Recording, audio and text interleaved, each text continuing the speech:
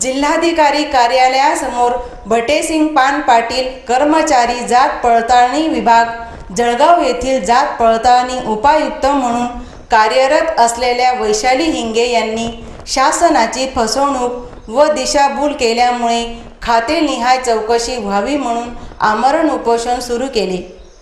जळगाव येथे रुजू असलेल्या वैशाली हिंगे जळगाव उपायुक्त जात पडताळणी विभाग यांनी 5 महिन्यात 7 दिवस काम केले असून पगार हा पूर्ण घेतल्याचा आरोप भटेसिंग पान पाटील यांनी केला आहे। हिंगे या जळगाव येथे रुजू असताना देखील धुळे समिती येथे कोणाच्या आदेशाने काम करत होत्या असा प्रश्न उपस्थित केला आहे। या जळगाव जात पडताळणी उपायुक्त वैशाली हिंगे यांची खाते निहाय चौकशी होऊन कारवाई करावी असे निवेदनात म्हटले आहे। मी आमरण उपोषणाला बसलेलो आहे भटेसिंग दादा पान पाटील तिथं। मी जात पडताळणी हिंगे मॅडम जळगावच्या यांच्या विरुद्ध आमरण उपोषण करत आहे।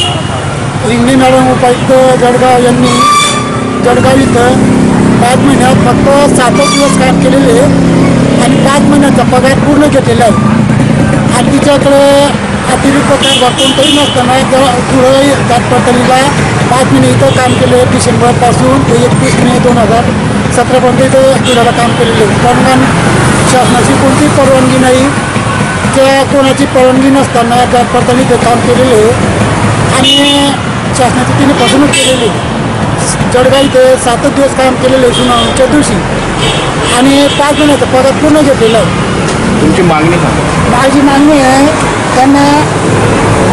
त्यांनी बिन परवानगी धुळे जात पडताळणी काम केले म्हणून त्यांचे उपायुक्तपद रद्द करावे, खात्याने चौकशी करावी। ते शासनाला फसवलेलं आहे। सरकारी कर्मचारी जर 5 महिन्यातून 7 दिवस काम करत असतील आणि पगार पूर्ण घेत असेल ते शासनाला फसवत आहे म्हणून त्यांची खात्याने चौकशी व्हायलाच पाहिजे। जात पडताळणी कमिटीला कार्यालयीन सहाय्यक कंत्राटी कर्मचारी शिपाई म्हणून आहे। मी धुळे कमिटीला होतो। माझं 54 वय आहे। माझ्यापेक्षा 22-23 वर्षाच्या मुलांना पोरा मुलांना धुळे इथं ठेवलेले आहे आणि मला मुद्दाम जाणून बुजून जळगाव इथं टाकून दिलेलं आहे। कारण कसं आहे मी जळगावला गेलो तर जेणेकरून मी जात पडताळणी जळगावला सोडून त्यांच्या कर्मचारी त्यांना लावायचे त्यांच्या खालचे हाताखालचे आणि ते मी काय त्यांना कलेक्शन करून देत नाही, त्यांना कलेक्शन पाहिजे या निमित्त मला ते नेहमी त्रास देत असतात। आणि माझं सुट्टीच्या दिवशी पण मी काम केलेलं आहे तरी माझे तिने 1650 रुपये कापून घेतले आणि मॅडमला विचारलं मी मॅडम माझे 1650 कसं काय कापले? मॅडम म्हणे मला काही अधिकार नाही, मी बनवलेलं नाही आणि त्यांच्या सही बिल पाठवलेलं आहे। पुन्हा एक नजर ठळक घडामोडींवर।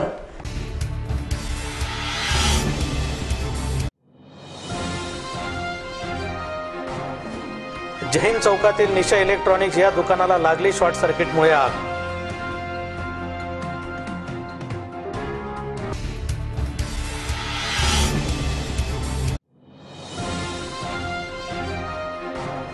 राजीव गांधी माध्यमिक हायस्कूल येथे विज्ञान दिनानिमित्त स्पर्धा परीक्षांना सुरुवात।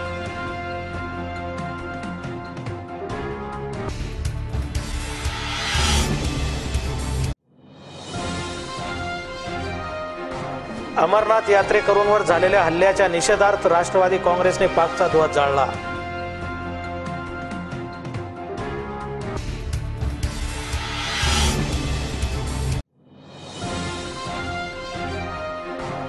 आणि जिल्हाधिकारी कार्यालयासमोर भटेसिंग पान पाटील यांचे आमरण उपोषण सुरू।